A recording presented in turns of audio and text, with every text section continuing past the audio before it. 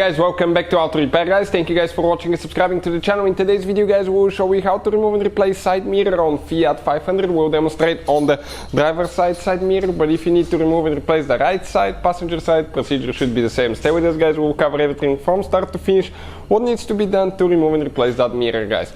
Not too complicated, quick introduction. Every single car we get at the shop we make at least 200 videos, and on a Fiat 500 we'll have more than 300 free repair videos guys.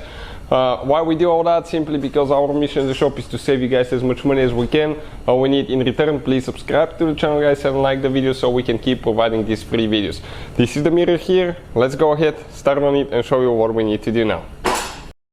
So now for the mirror guys, on most cars you have to remove them from the inside. On Fiat 500, okay, it's actually a little bit weird because somebody can steal your mirror, and I will explain what I'm talking about. So let's leave the camera like that so we can see the mirror. This is the mirror itself guys, and I'm going to get a small screwdriver now, and we need to pry one cap open.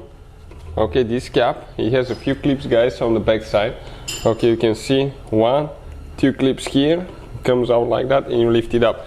And practically guys, somebody can steal your mirror while you have your car parked at the grocery store. That's how inconvenient that thing is.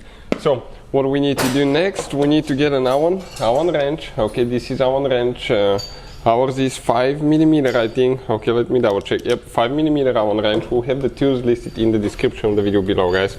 And we'll go ahead, okay, remove the first screw. And as I said guys, most of the times you have to do it from inside. On this one you don't.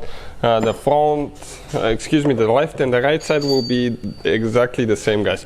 So when you start removing the second screw, kind of like hold it a little bit. Okay, let's confirm this angle, perfect. Hold it to make sure that something doesn't fall and you don't break your mirror. Okay, perfect. This is the second one.